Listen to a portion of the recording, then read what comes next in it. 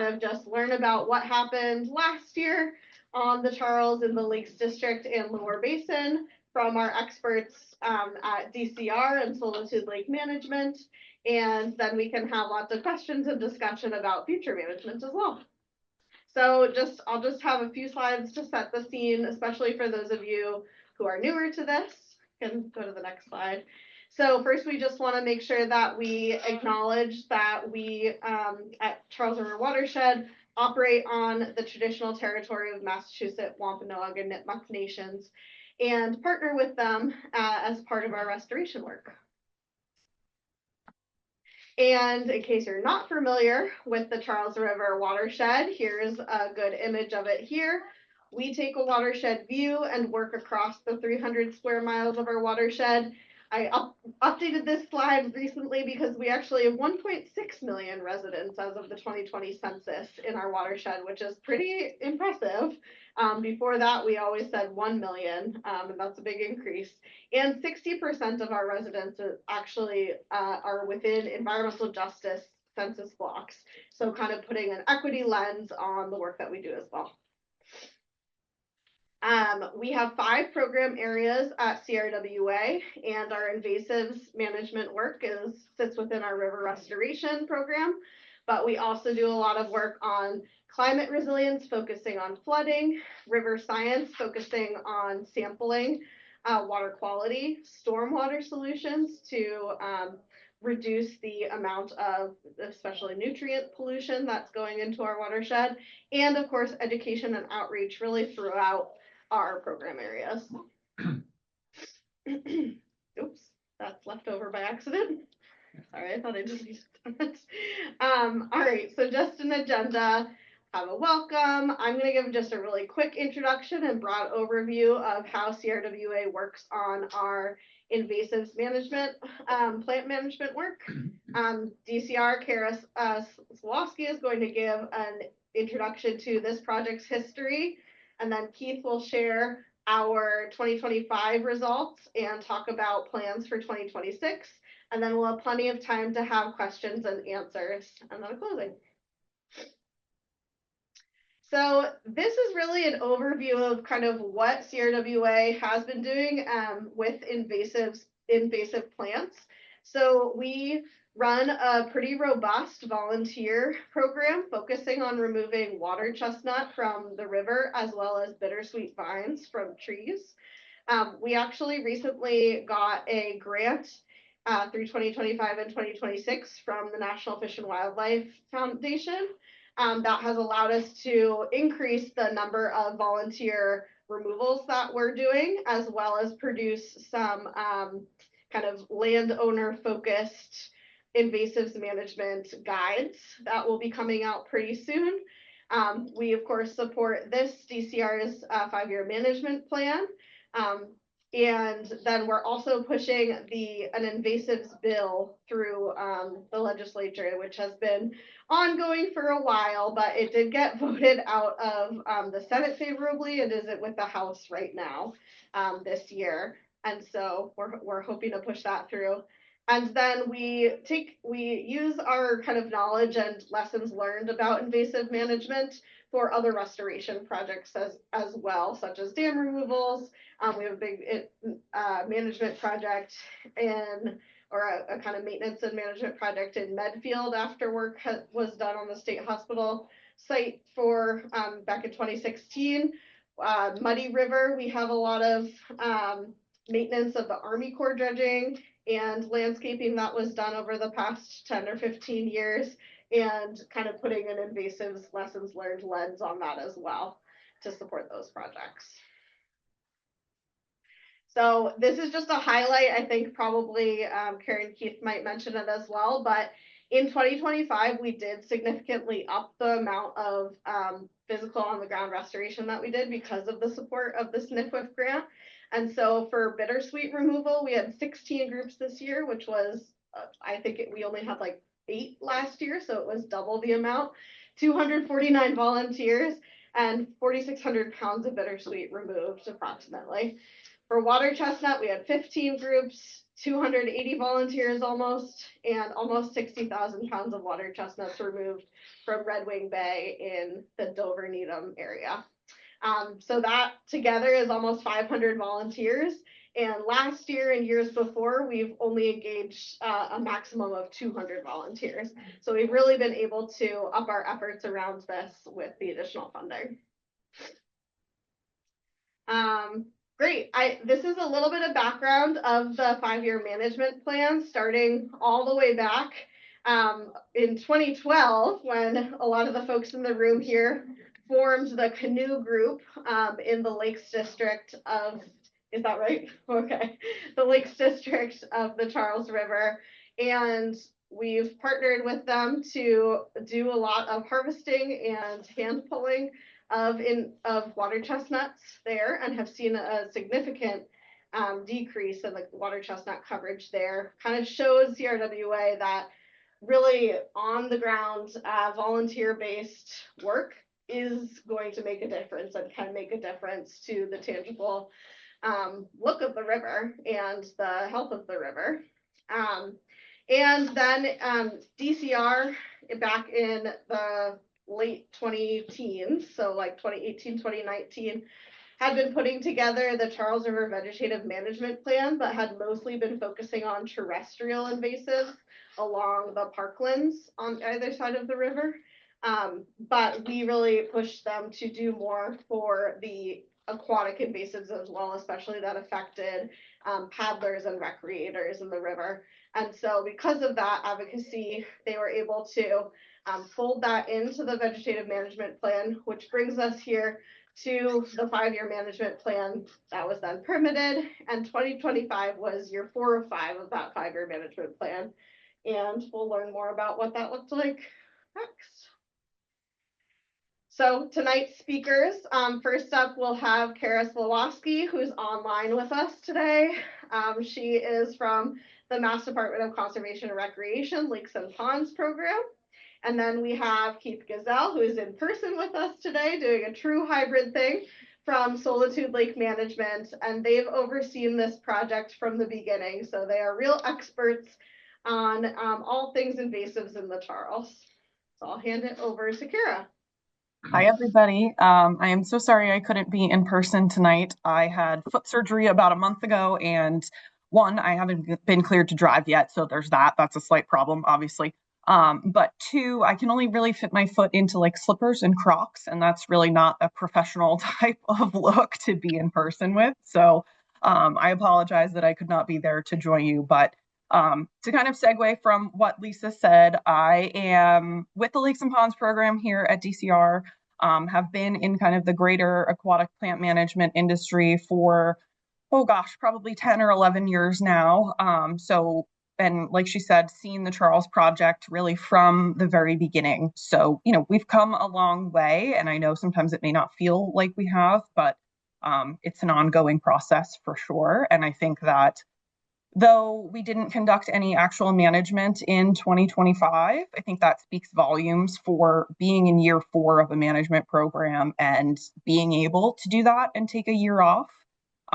Certainly not many water bodies can necessarily say that. As you all know that have seen water chestnut through the river for years, it's obviously not an overnight process. There's no silver bullet. There's no magic potion that we can put in the river. That would be ideal, but Keith and I probably wouldn't have jobs if that was the case. And, we all need to figure it out. But it's great to see that everybody is here and there's so much interest to, continue hearing about the management that we've been able to do. So I don't actually have any slides, spoiler alert there.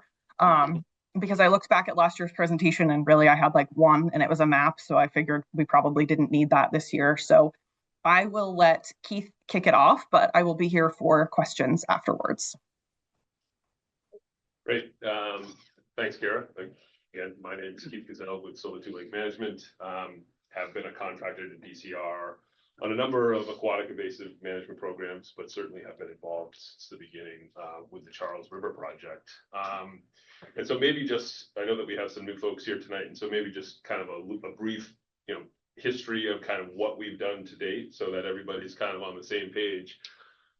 Really active management in the river began in 2023, and we conducted a large-scale herbicide application using a product called Procelicor, really targeting primarily the milfoil growth that was the dominant species throughout both the Lakes District and the Lower Basin. I want to say we treated about 125 acres at that time. That treatment was incredibly successful, and we've had really very low milfoil occurrence in the river, or the section of the river that we're targeting, since that time. We then kind of turned our sights, given the fact that that particular herbicide has no impact on the I'll say co-dominant species called fanwort, which is also an invasive in the river. Kind of turned our focus on managing the fanwort in 2024 and 23. Sorry, the Procelicor was 22. 23. Yeah. Sorry. Yes. So 2 years of sonar treatment in 23 and 24. Excuse me. And so essentially there was not a significant amount of fanwort growth in the Lower Basin section of the river. And so the treatment really focused on the Lakes District. And again, we did kind of a whole lake or area treatment, really dosing that area with a lethal concentration of a product called Sonar. The active ingredient is fluoridone. And we had good success, I'll say. It's a difficult site to manage given the flow of the river and the distribution of the plants. And so fluoridone is a very slow-acting herbicide, so it requires an extended exposure time to the plants. And so, as you can imagine, in a flowing water situation, it can be challenging. And so we had a difficult year in 23, had much better conditions and lower flow in 2024, and saw a pretty good reduction in combination in those 2 years. So much to the point where we felt we could kind of take a year off. And so the recommendation in 2024 was, we were seeing impacts to native plant species as a result of ongoing management. And we felt, given the success that we've had in reduction of the invasives, that it made sense to pause, allow some of the native plants to rebound, and kind of then monitor and basically, let the plant growth kind of dictate how future management is going to take place. And so with that, 2025, as Kara indicated, was I'll say a non-management year. Really, the only management that was conducted was the volunteer, water chestnut hand pulling. And so as part of the program, we have historically done an early season or a pre-treatment vegetation survey. And this survey is really, I'll say, more qualitative in nature. It's visual and really was intended to kind of identify those specific management areas or and any kind of changes from prior year to kind of educate ongoing management. So it really is a visual survey. We did incorporate some additional points. So you can kind of say it's, and point, what I mean by points is we've established like geo-referenced locations on the river that we revisit on an annual basis so that we kind of have some year-over-year comparison to the plant assemblage data and density. So here's the information. We saw about 13 species in the Lakes District. I think it was about 9 or 10 in the Lower Basin, but the same plant species that have been present really since the beginning of the program. We continue to see kind of I'll say at this point, a natural variation in the number of species that are present on an annual basis, because we do have plants that are at really low occurrences across this pretty dynamic system. And so those are the species that we tend to see come on the list and then off the list on a revolving basis, because they're only really represented at 2 or 3 points, and we'll kind of dig into that a little bit more as we go. But we did this survey on June 12th. We did see some variation in species, and I think probably the biggest takeaway here was Actually, turn yours off, then I'll. Of Eurasian water milfoil and fanwort in the lower basin, which were not present in 2024. We are starting to see some regrowth, but again, the abundances of those 2 species are still very, very low. So we can go to the next slide.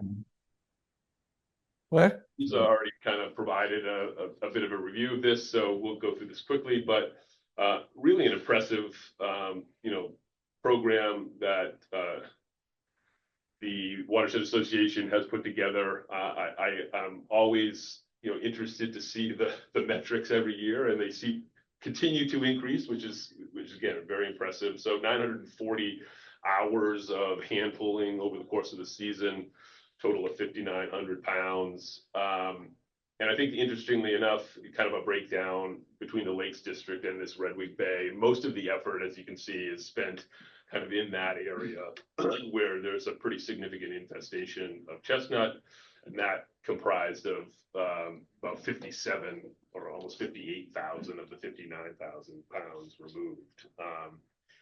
And I have to go back and probably look at some of the past data, but I thought it was interesting in the Lakes District, the effort of or the amount of water chestnut removed was significantly less in 2025 than 2024, which certainly, at least at face value, is an indicator that we're having a good impact and reduction on the infestation.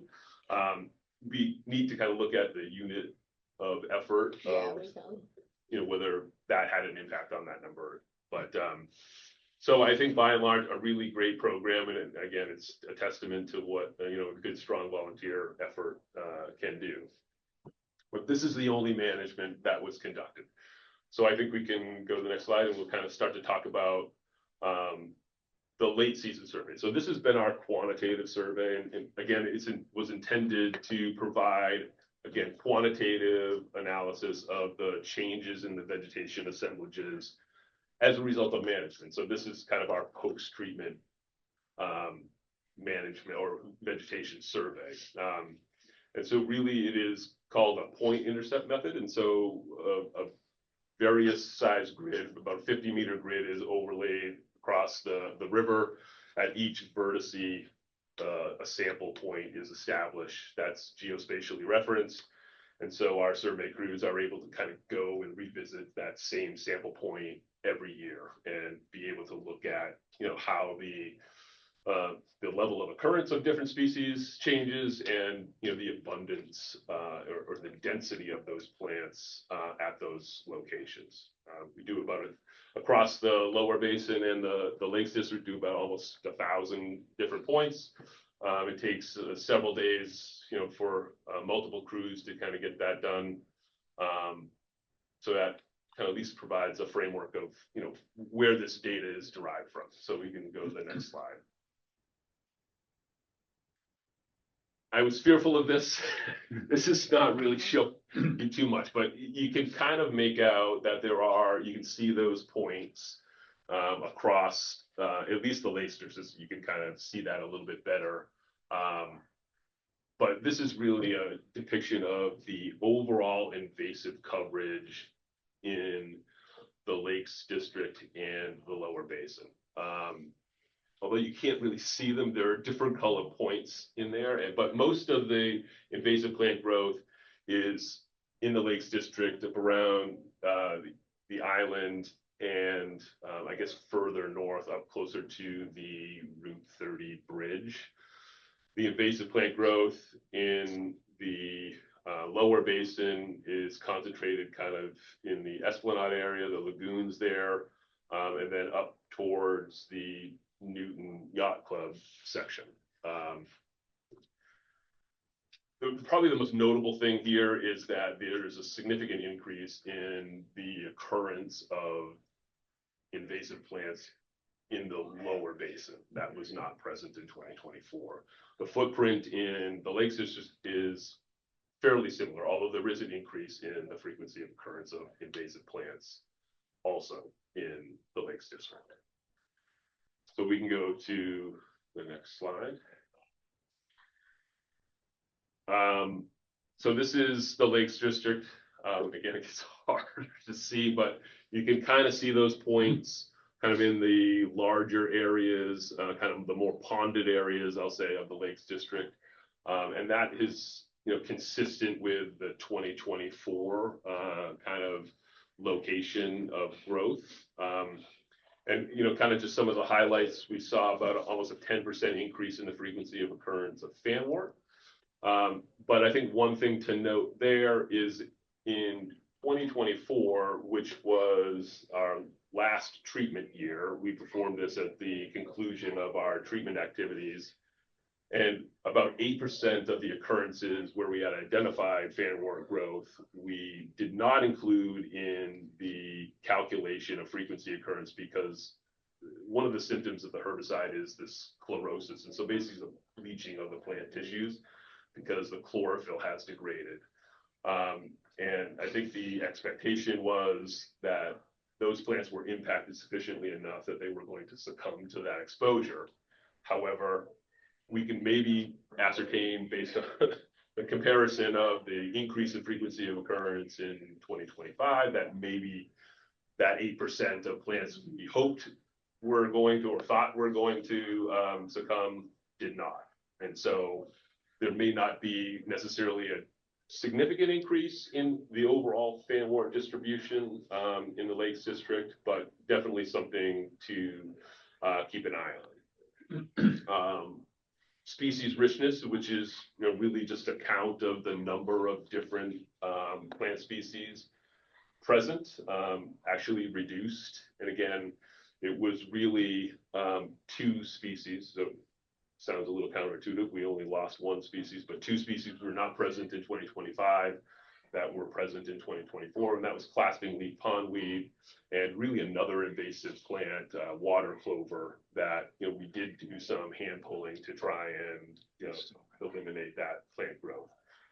The reason that there's only 1 reduction in 1 species, we also did find a floating plant called duckweed present in 2025 that was not present in 2024, which is, and that's kind of the normal variation in species. We have floating plants that get floated and be present at the time of survey or not be there, the following year. Certainly an increase of native plant growth, which is encouraging. We saw pretty significant increases in water lilies and really across all of the native plant species that that we would expect to be more tolerant of fluoridone exposure. And so coontail and some other pondweed species were all increased, but not as significant as this. So we saw the water lily growth, expanded, quite a bit. And I think the other thing of note here, although there was an increase in fanwort frequency of occurrence, meaning it was located at more points than it was in 2024, we did see an overall shift from or decrease in density at those locations. So where we saw moderate growth in 2024, we're now down to sparse or trace, occurrences. So although it's still at those points, it seems to be less dense than it was in 2024. The Lower Basin here, again, these maps is such a large area to try and depict on one map. Probably divvy this up, but it's really difficult to see apparently, but this is a fanwort distribution map of the Lower Basin. But again, we're talking about occurrences kind of at the Newton Yacht Club and the lagoons at the Esplanade. There's certainly more Eurasian water milfoil kind of along that narrow course between those 2 locations. But so I think this is again, something to watch. This is probably our largest increase in the occurrence of non-native species. And although they're very low frequency, we're talking less than 1%. And so, it's really these 3 points across 550 some odd locations within the Lower Basin. So by no means kind of out of control yet, but I think as the management pressure is reduced, it's something we need to keep an eye on to make sure that we're responding, certainly identifying expansion and responding quickly with spot level management. In the Lower Basin, species richness increased by 3 species, and unfortunately 2 of the 3 were non-native plants, and so that's the Eurasian water milfoil and fanwort. Another increase was spiny naiad, another non-native plant. I know that has been a subject of concern. It's a plant that can become more problematic in the latter part of the growing season, so kind of August, September, October timeframe. So something to keep an eye on, as I think when the origin of this program, that was definitely a concern in terms of the head of the Charles and potential influences abundant plant growth could have on that event. The Shannon-Weaver index actually declined. I think it is a function of the fact that we do see some reduction in the abundance of plants, and we've noted that kind of in the Lower Basin annually since the life of the program, and we've only done any active management in the Lower Basin. It was back in 2022, so we haven't done any management for several years now. Yet the number of species and the abundance of species has been pretty volatile in this section of the river. We can speculate on why that is, and whether it's flow related, clarity related. It's hard to say, but I think most of the literature would kind of indicate that a variability in the range as much as 15% in terms of the species richness and species diversity can be expected in kind of a natural system. I think we can go to the next slide. So new in 2025, and to DCR's credit here, they kind of took some of the budget that maybe was earmarked for management and applied that to additional kind of surveillance and survey. And so we embarked kind of on an upstream vegetation survey to really better understand the level of invasive plant growth kind of in these areas, in the upgradient area of the Charles River, and how that might be influencing obviously the plant growth within the targeted sections of the river. So we basically went upstream from the Route 30 bridge and ended up doing about 15 additional miles of survey in 14 days. And this may not come as a surprise to anybody, but there's a significant amount of invasive plant growth really throughout the kind of this upstream section of the river.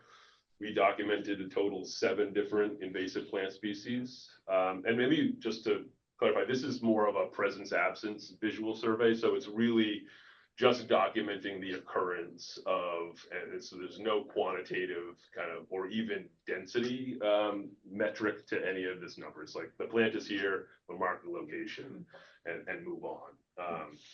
So identified 7 different species.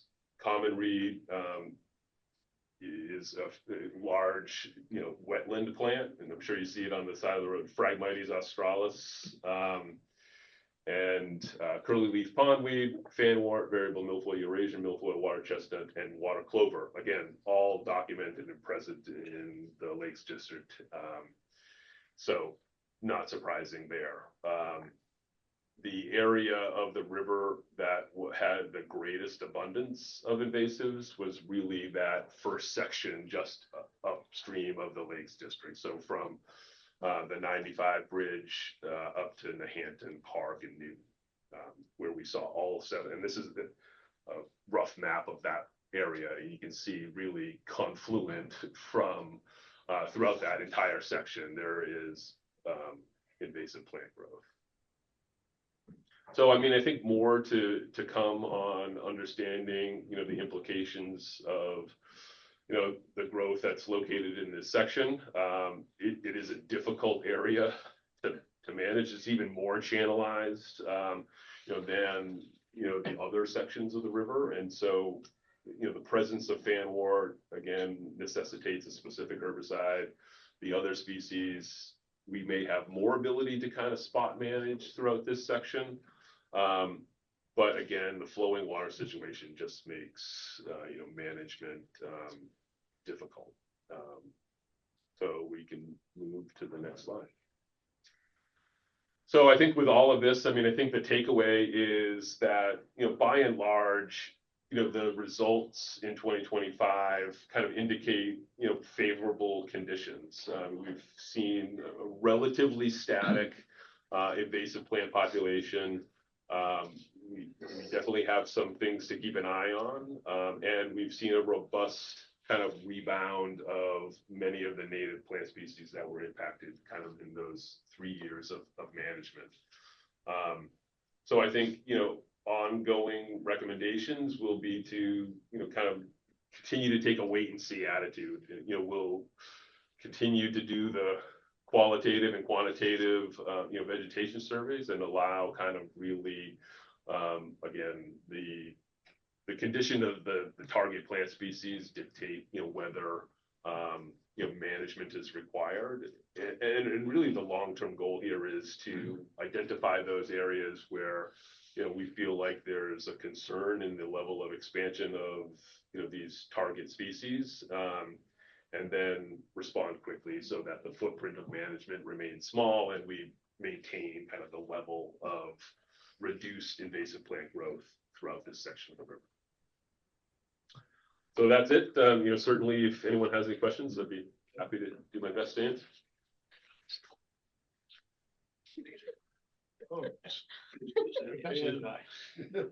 Yeah, so I think people in person can certainly ask any of the three of us questions, and then if folks online have questions, either unmute yourself. I think there's few enough folks that would be just fine, or you can use the raise hand feature too. So just kind of a general question, like in these really low flow years, are you seeing that? I mean, you have a comparison of kind of maybe a more moderate flow year and within the in terms of the plant distributions. Yeah. Yeah, I mean, I think probably the best example that we have to date, although it's maybe skewed a little bit because they were both active management years, but in 2023 was a significantly high flow situation, and then in 2024 I wouldn't say it was a low flow, but it was probably back to more normal flow conditions. And so we've looked at the hydrograph for both of those years to kind of understand the differences. And, we had an order of magnitude higher flow in 2023 during the time frame when typically we start to see a decline in flow in the Lakes District in particular. And we tried to design the program to take advantage of that dip in flow in late summer. It didn't really work out for us in 2023, but we did have a normal kind of flow situation in 2024.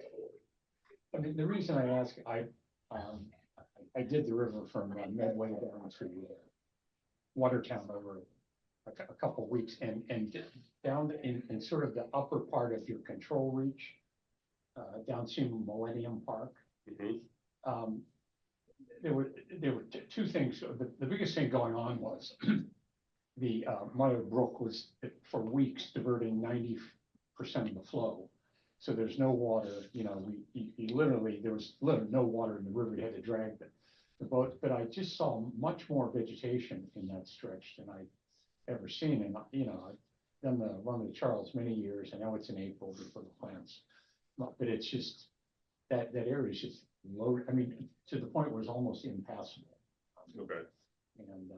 And that's why it was kind of an area where we're kind of having a. You're talking about like Cow Island Pond area, or? Yeah, well, upstream in the Haunton Street, that stretch by Cutler Park. Right. And it's just, the lack of water, and I mean, I know these are aquatic plants, but I just wonder if in a really shallow water thing, is that more conducive to growth, or do they kind of have a? Yeah, I mean, I think Yeah. obviously water temperature is a function, Yeah, available warmer, nutrients, yeah, that yeah. sort of thing, and so that kind of environment certainly is not a deterrent, Yeah, I'll say, unless they're completely dry. But even some of these invasive plants really have kind of a wetland yeah. form that they can take to kind of deal with those low water conditions. And as long as they kind of keep that root crown wet enough to Yep. survive, then the plant's going to regrow. Yeah. Interesting. But I think in certainly river systems, and I think Kara and I are working on a project on the Connecticut River. You can kind of see flow velocity, I think, has a very significant impact on vegetation distribution. And, you know, when you do have shallower conditions and higher flow, that's a deterrent for the development of the rooted plant beds, as you can imagine. You could see that in the higher flow rivers over the years where it's just the plants weren't coming up. The water chestnut, it was delayed sort of coming. Yeah, and I think one thing we noted in both 2023 and 2024 treatment years is you can kind of see there is that main channel of the river throughout the Lakes District, and where we struggle to get, you know, good control is really right on the buffer of that main channel, because that's where the bulk of the water exchange occurs, and so we had difficulty, you know, herbicide concentrations there.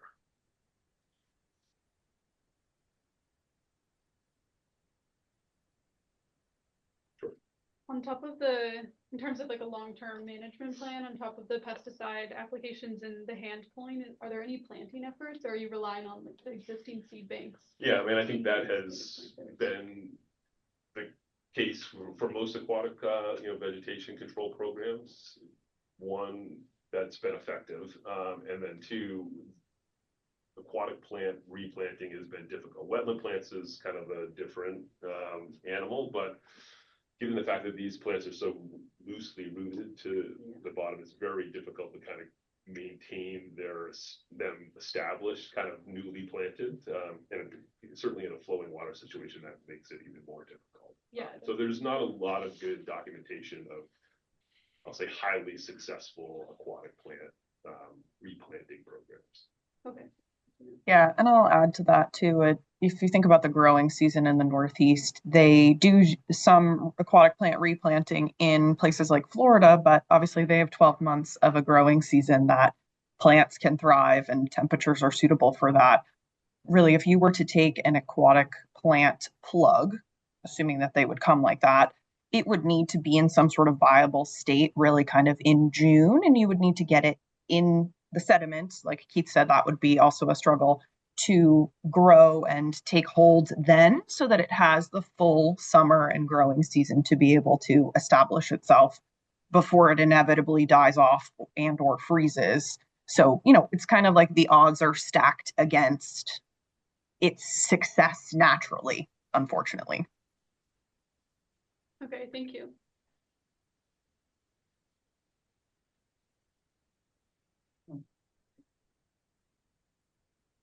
Bruce, do you have a question? Yes, can you hear me? Yeah, there is an echo. He's got two instances of it. Yeah. He's got to shut one down. Oh, he's on there twice, right? One is muted, isn't? Bruce, I think if you go ahead, we'll be able to interpret. Okay. There were a lot of dense areas in the Lakes District, and you do not have any plans to address those dense areas, including around so-called E Island and also around the Newton Historic Boathouse. What are your thoughts on that, please? Yeah, no, I think that's accurate. I mean, I think the overall level of invasive plant growth is reduced from pre-management conditions. That is not to say that it is eradicated, and I'm not sure that that is a goal. And so we've probably, at least in my opinion, and after 2 successive years of, large scale management, we've achieved the level of invasive plant reduction that we're probably going to be able to get. And so that, chasing additional reduction is probably going to have larger impacts on the native plant population than the invasive plant population. So you're correct that, at this point, we have no plans to do additional management in 2026.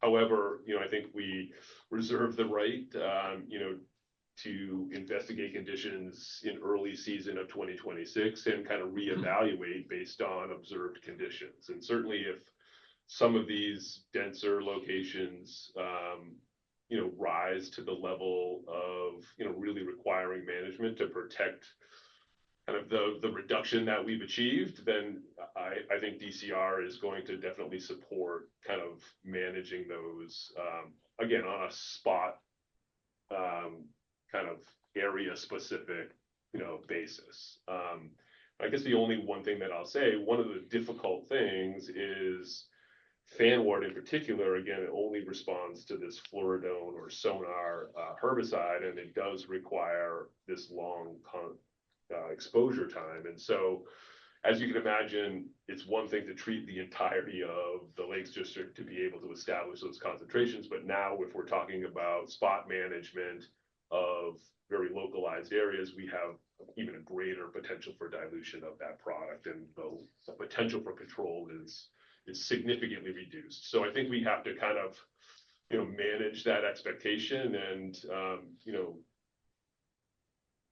hopefully at some point down the road, we may have newer technologies that will be able to kind of allow us to better spot manage that particular species. But right now, there aren't a lot of good options, particularly in a flowing water situation.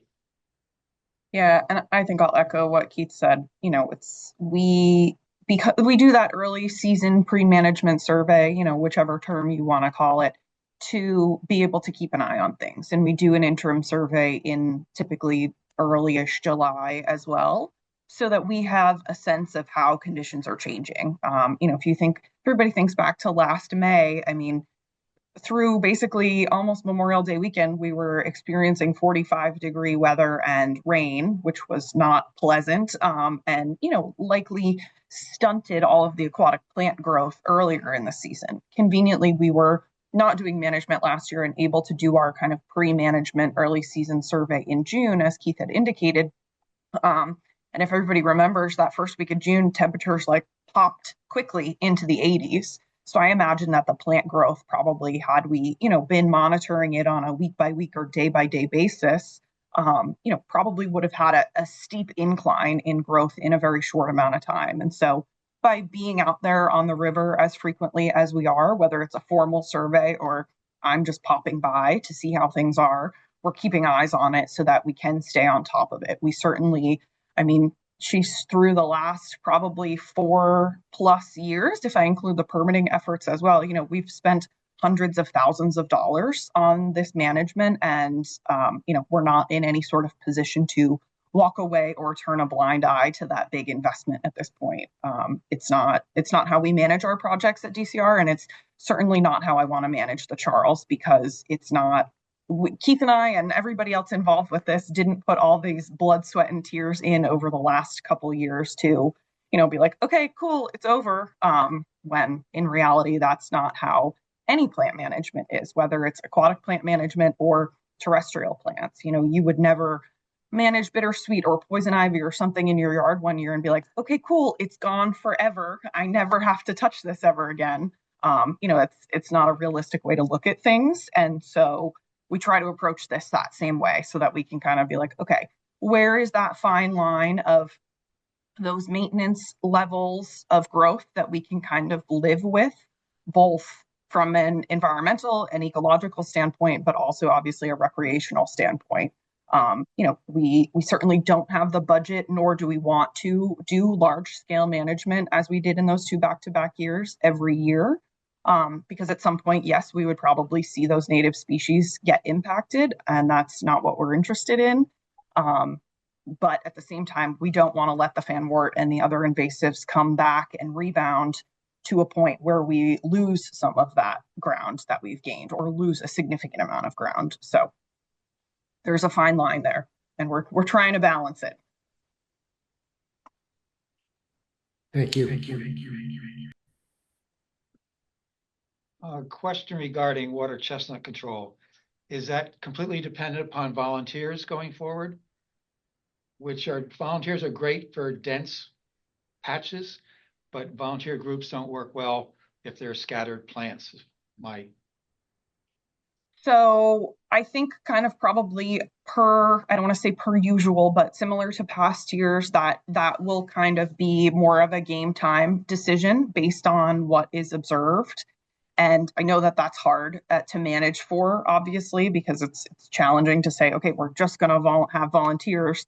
And then, you see all that scattered growth, as you just indicated, and that's challenging for volunteers.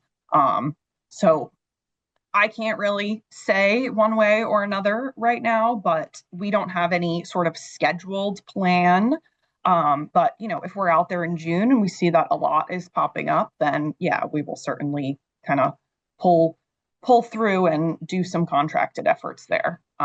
Lisa and I stay in contact pretty frequently as the season goes, so I have a good grip on kind of what their volunteer schedule looks like and what areas that they're going to focus on, which is helpful.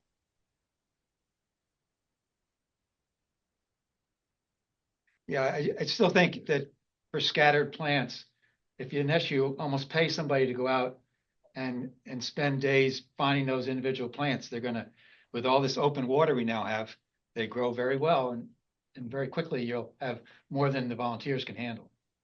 Yeah, absolutely. We will definitely take that into our planning process. Thank you.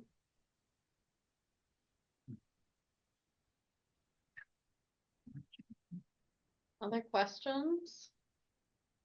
Anyone online? Yeah, sorry, I have a question.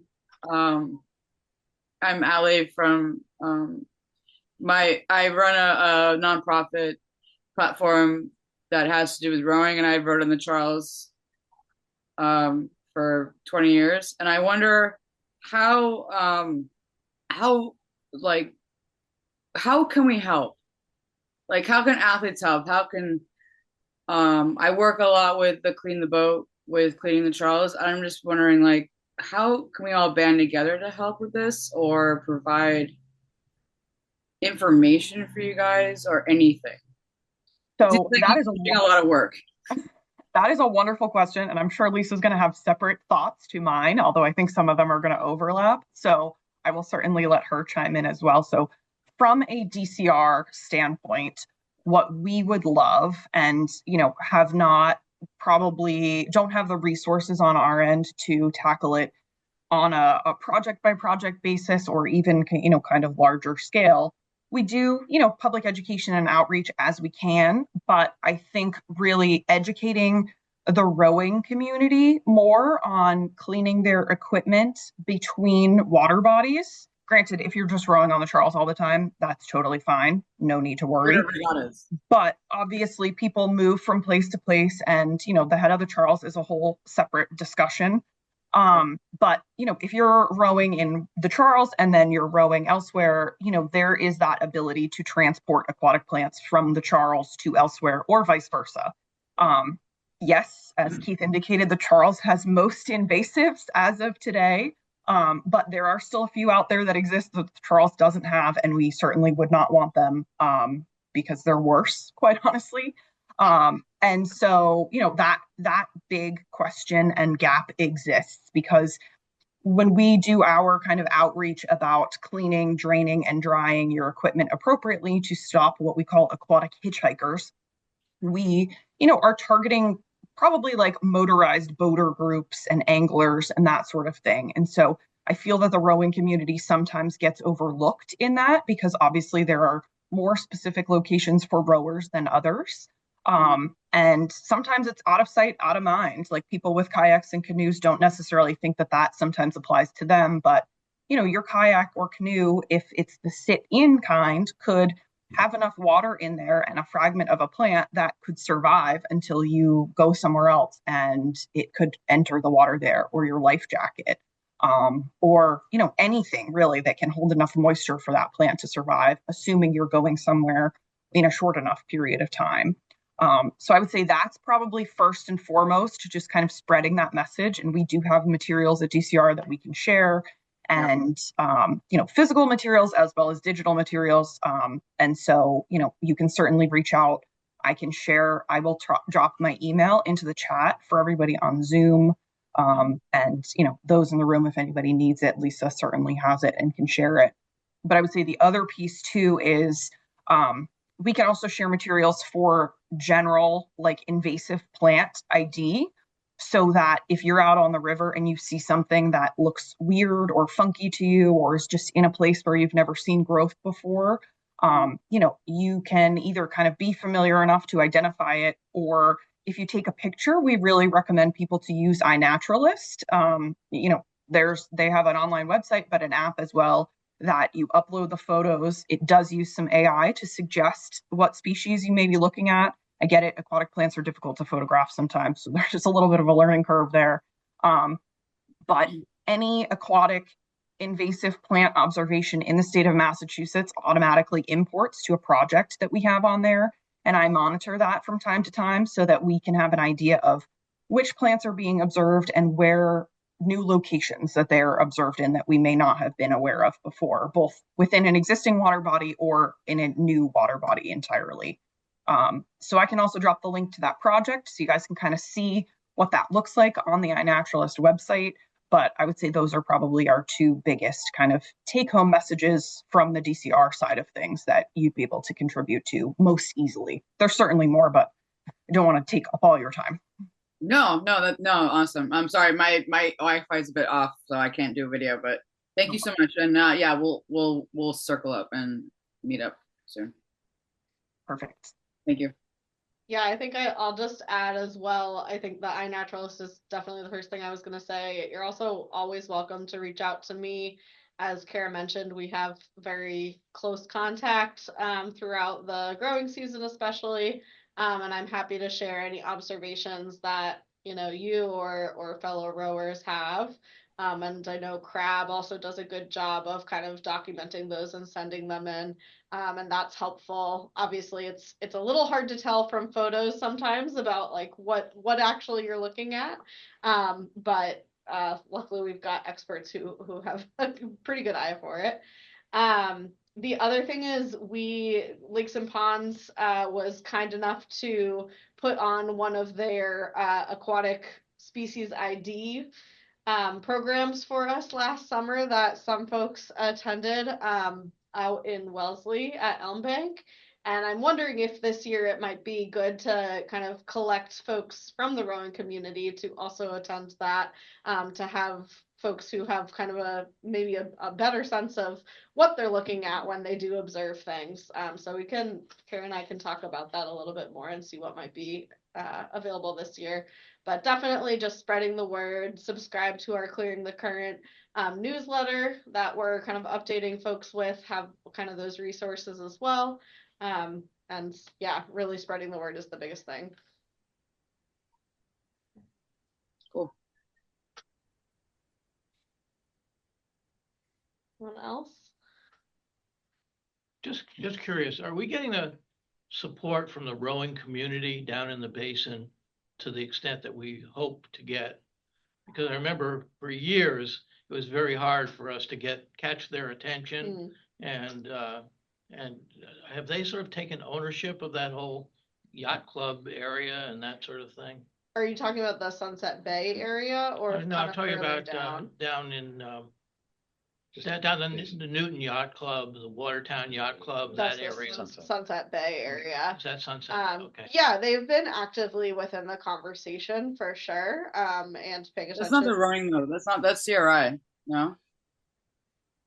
Yeah, it's CRI. Yeah, Yeah, CRI. that's CRI. I mean, it depends on like who you can talk to with CRI with that, and like the Watertown Yacht Club has its own domesticity on that. But like, if you need any help with that, I mean, I can put. Sorry, my again, I said like my video's off, but I'll put my email on because I wrote for CRI. I know people at CRI. And that Lower Basin is a lot about what you guys are talking about. They've been contributing. And I feel like CRI should be, don't quote me, CRI should be part of this conversation. They are. I mean, there are 3 of us on this call from CRAB, 2 from CRI. Okay. Okay. We're fully supportive of this project. We've been supporting it. We communicate with both CRWA and DCR all the time. Well, that's great to hear. I There's wasn't been- sure what the Awesome. status was. Yeah, I think this project has really been able to bring together kind of folks who are typically more in the Lakes District and folks who are typically more in the Lower Basin. And as Keith shared with the kind of new survey data upstream of the Lakes District, I'm also hoping to kind of look upstream, and we've been doing the water chestnut pulling in Red Wing Bay. So I'm hoping to get even more folks in the watershed upstream of these areas involved in this conversation as well going forward. I think most of the water chestnut last year we found was around the yacht clubs In the Lower Basin. in the Lower Basin, yeah. Yeah, yes, and we're very aware Sunset Bay has its own issues with low water levels and sedimentation, so that's definitely contributing to the situation too. Great. Awesome. We have 3 more slides. And then we can let you guys go, but Lisa, would you be able to? Yeah, I can do that. Perfect. Sure. Awesome. Okay. I will walk back here for these last few. All right. So another big element of this campaign is that we are funded in part by the support of individuals. So over the past 5 years, we've had support of our community partners, which is fantastic, and also individuals that have donated. So here are the results of the past 4 years of donations. Last year, we did an amazing job blowing our goal out of the water, which is very exciting. So each year we have a goal of just over $16,600, and that is matched by Mass DCR, which is incredible. So you can see that yellow line there is our match goal, and then each of those bars shows where we have been. And you can see 2026, we still have a ways to go, but we are just beginning this fundraising season. So we have a lot in the works for that. You can also see that there is a QR code here if anyone feels compelled to support. You're welcome to scan that QR code or this one here, and then we'll also be sending more information after the event. And you can go on to the next slide. And we also encourage you all, I'm sure you are already plugged into our social media, on our website, our newsletters. But if you're not, we have our channels here. So feel free to take a photo, and we'll also be sharing a recording after with you all if you would like to revisit any of these slides or questions and answers. So that will all be available fairly soon. And if you do have any other questions after the programming, feel free to reach out to Lisa or myself. I have some business cards here on the table that you're more than welcome to grab. We're always available and happy to help. And then do we have one more? And then just a final thank you to our partners, Mass DCR, our project sponsors, Head of the Charles, Harvard Alston Partnership Fund, Paddle Boston, it's Harvard Radcliffe rowing, community rowing. And then we also received support last year from the Cambridge Boat Club, which we should add their logo as well, but they were also generous supporters of this program. So thank you all to those sponsors and partners, and Keith with SOLitude. So with that, I think that is all. All right. Thank you all. Thank you. Thank you. Thanks.